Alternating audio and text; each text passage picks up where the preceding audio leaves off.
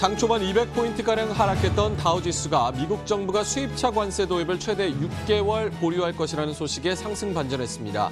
투자자들 시선이 미중 무역 협상에 집중된 가운데 월가에서는 관세 전면전에 따른 경기 한파와 그에 따른 금리 인하 전망이 번졌습니다. 국제유가는 0.4% 올라 배럴당 62달러 2센트에 거래 마쳤습니다. 예상을 깨고 미국의 원유 재고가 증가한 것으로 나타났지만 휘발유 재고가 기대치보다 4배가량 줄어들면서 여름 드라이빙 시즌을 맞아 원유 수요에 대한 기대가 더 크게 부각됐습니다. 중동 지역의 긴장감 역시 유가 상승 요인으로 작용했습니다. 무르신 장관은 오늘 상원 청문회에 출석해 최근 워싱턴에서 열린 무역 협상은 건설적이었다며 가까운 시일 내 베이징으로 가서 논의를 계속할 것으로 기대한다고 전했습니다. 또 우리는 계속 논의를 진행 중이라고 설명하며 6월 말에 열리는 G20 정상회의에서 트럼프 대통령과 시 주석이 만날 것으로 전망했습니다. 미국의 지난달 소매 판매는 전월 대비 0.2%가량 줄었습니다. 전월 1.7% 증가해서 하락 반전한 것으로 시장 전망치에도 못 미쳤습니다. 또 미국의 산업 생산이 0.5% 감소해 제조업 경기 둔화 우려가 커졌습니다.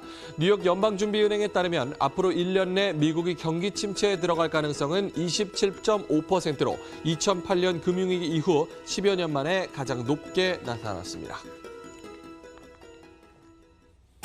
네, 시청자 여러분 안녕하십니까. 해외 시각을 생생하게 전해드리는 머니투데이 글로벌랩, 오늘 목요일도 힘차게 시작합니다. 방송 보시고 궁금하신 점이 있으실 텐데요. 그럴 때는 머니투데이 글로벌랩, MTN 글로벌랩을 인터넷에 검색을 해보시면 좋겠습니다. 저희 홈페이지가 마련이 되어 있는데요. 홈페이지에 들어오시면 Q&A 섹션이 있습니다.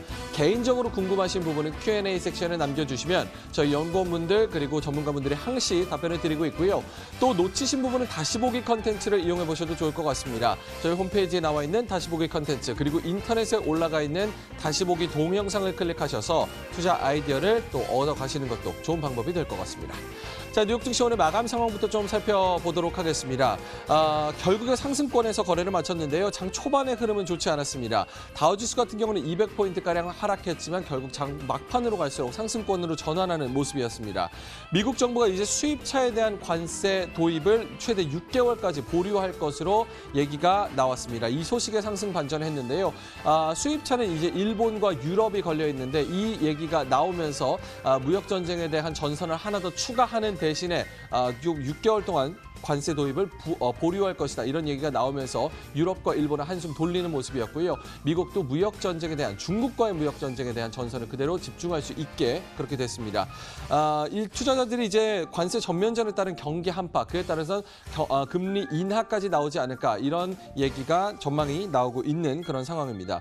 그리고 지금 최근에 이제 뉴스가 나온 게 트럼프 대통령이 화웨이와 거래를 하는 미국 기업들은 다 밴하겠다. 그러니까 이런 소식이 나오면서 지금 우려가 불거지고 있는데요. 이 소식은 저희가 1시간 동안 좀 자세하게 다뤄보도록 하겠습니다. 일단 뉴욕 증시는 0.5%가량 오르면서 거래를 마쳤고요. 특히나 나스닥 같은 경우는 크게 하락한 만큼 상승폭도 더 컸습니다. 1% 넘게 상승하면서 7,820선에서 거래를 마쳤습니다. 자, 개별적인 종목 알아보도록 하겠습니다. 뉴욕 증시 특징주 함께 살펴볼 텐데요. 먼저 첫 번째는 나스닥에 상장되어 있는 4월 25일에 저희가 전해드렸었던 글로벌 이글 엔터테인먼트입니다. 미국의 비행기 타면요, 기내 오락 그리고 인터넷을 접속하는 플랫폼이 있죠. 요거를 서비스하는 제공사고요. 오늘 상승 이유는요, 매출에 있어서 어닝 서프라이즈를 기록했다는 소식이 나오면서 60% 넘게 올랐습니다. 또 두 번째 종목은 나스닥에 상장되어 있는 PDS 바이오테크놀로지라는 바이오 회사인데요. 두경부암, 자궁경부암, 전립선암 등등 면역 항암제를 개발하는 바이오 제약사입니다.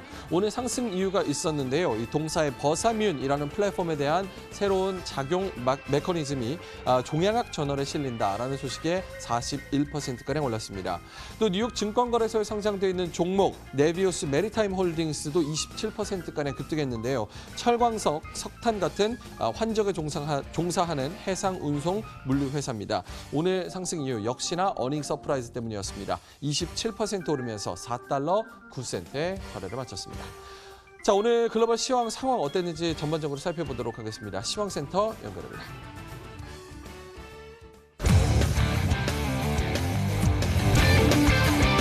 私たちは皆さんを待っています。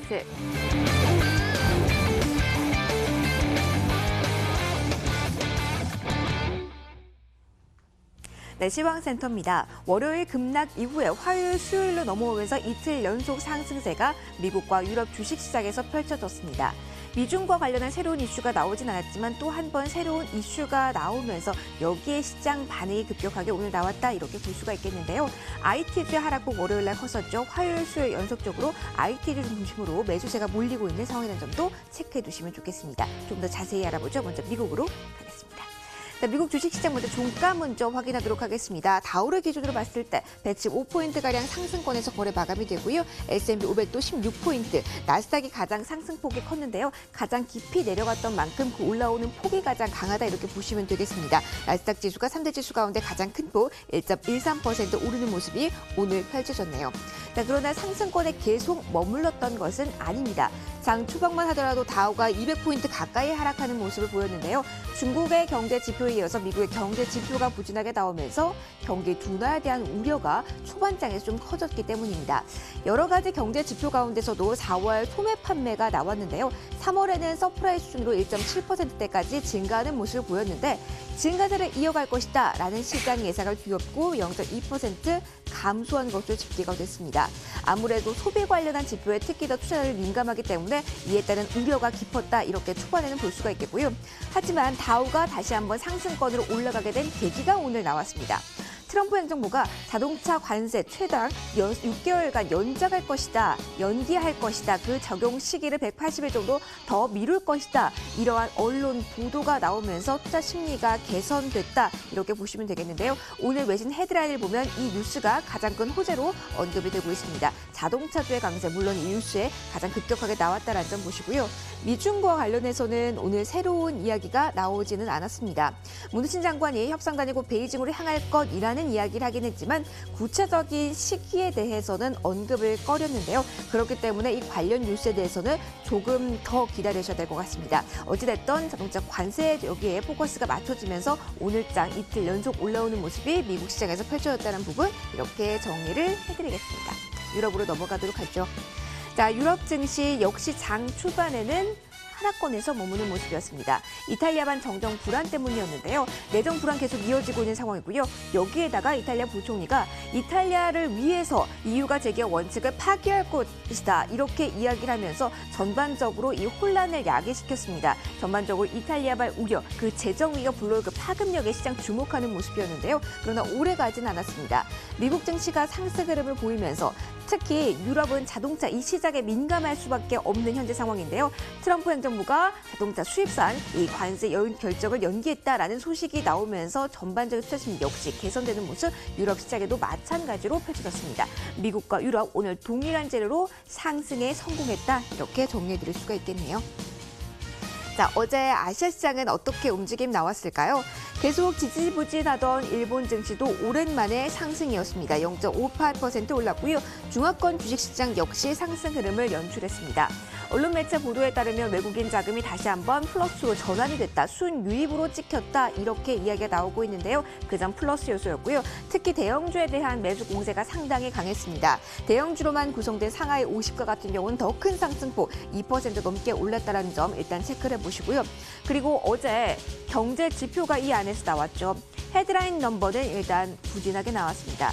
산업 생산 4월분이 나왔는데 증가폭이 시장 예상에 미치지 못했고 지난 2003년 사드 사태, 그때 사드 사태 그 정도로 쭉 내려갔다라는 점이 시장의 우려를 사긴 했습니다만 그대로 이게 읽히기보다는 오히려 경기의 둔화 신호를 읽고 선제적인 대응 조치가 나올 것이다. 이쪽으로 해석이 됐습니다. 경기 부양에 대한 기대감도 있었다고 보시면 되고요. 홍콩 항생지수, 대만의 각권지수 역시 플러스권에서 어제 마감이 됐습니다.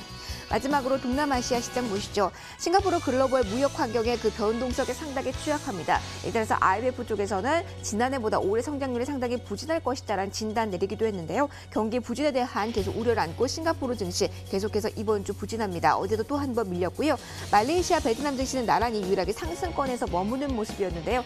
에너지주를 중심으로 강한 매수 탄력이 나오면서 베트남 증시 특히 1% 넘게 시세 분출하는 모습이 어제 펼쳐졌습니다. 외환 시장으로 넘어가도록 하죠. 달러 인덱스의 흐름 먼저 체크하도록 하겠습니다. 주요 6개국 통화 대비 달러 가치를 나타낸 달러 인덱스는 소폭 오르면서 97달러 선의 움직임을 연출했고요. 그리고 유가와 같은 경우는 계속해서 지정학적 리스크, 여기에 포커스가 맞춰진 상황입니다. 이틀 연속 오름세 그리면서 WTI가 0.4%, 브렌트 역시 동반 상승세 0.7% 오르면서 71달러 선 위에서 거래가 마감이 됐습니다. 비철금속 시세 보시죠. 금 가격 상당히 조용했습니다. 거의 변동 없는 구간에서 마감이 됐다라고도 볼 수가 있겠는데요. 0.1% 오르면서 1,300달러 선에서 미치지 못하는 구간에 어제 오늘 새벽 거래가 진행이 됐습니다. 전반적인 흐름 지금까지 쭉 정리를 해드렸습니다. 이제 종목에 대한 이야기를 이어서 해보도록 할까요? 월간은 어떠한 종목에 주목했을까요? 또 어떠한 투자 의견을 왜 제시한 걸까요? 이에 대한 이야기로 넘어가 보도록 하겠습니다. 명민준 앵커입니다.